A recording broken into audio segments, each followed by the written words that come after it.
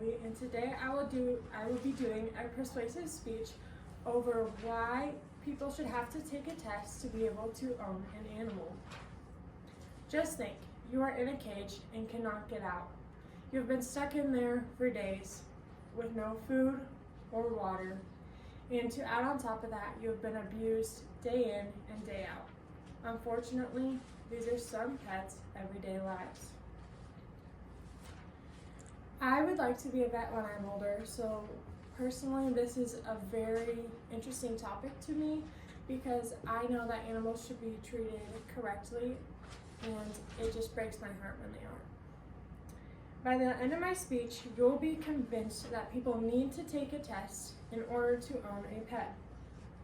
First in my speech, I will discuss some problems with animal cruelty today. Second, I will describe the test I am currently talking about. Third, I will talk about the preferred outcome of this test. And lastly, I will talk about how to make a positive impact on animals' lives every day. Now let's start with some problems.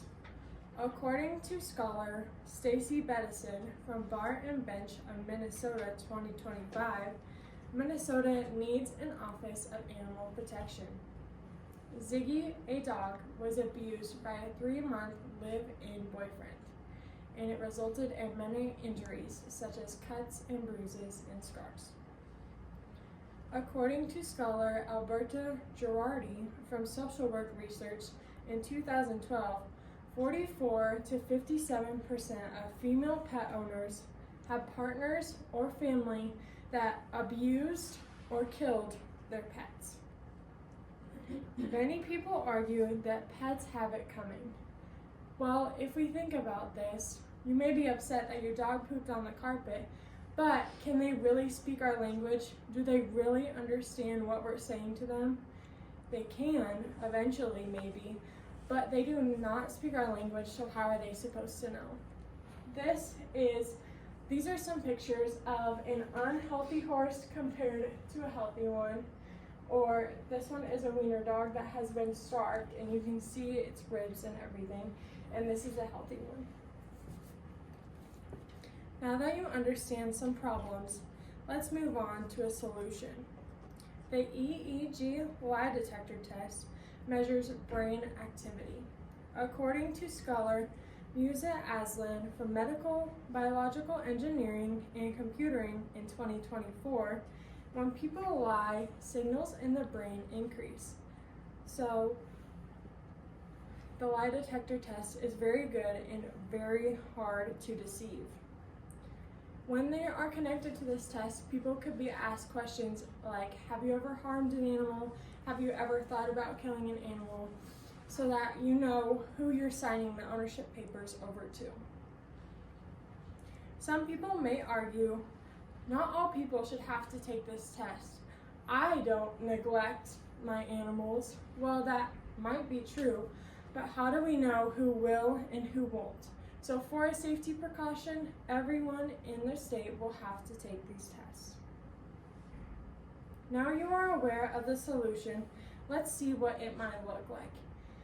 Animals and pets never being neglected or starved or abused, pets and humans just living in harmony. It would be amazing.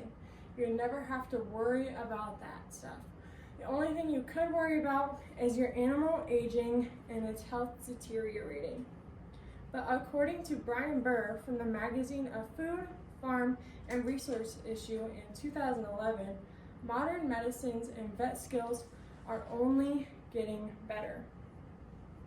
Now you know what it would look like if the test is put into play.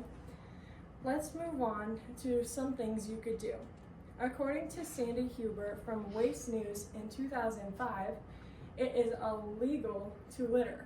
So picking up trash every day will help animals because they are less likely to get stuck in it. Also, you could simply just talk to people about things they should and shouldn't do while owning a pet. In conclusion, adding a test and more restrictions to pet owning will be a positive thing.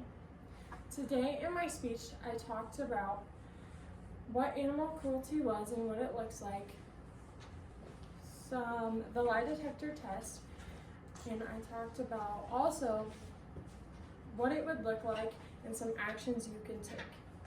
Let's not allow animal cruelty to continue on in the world and try to stand up for what's right and just.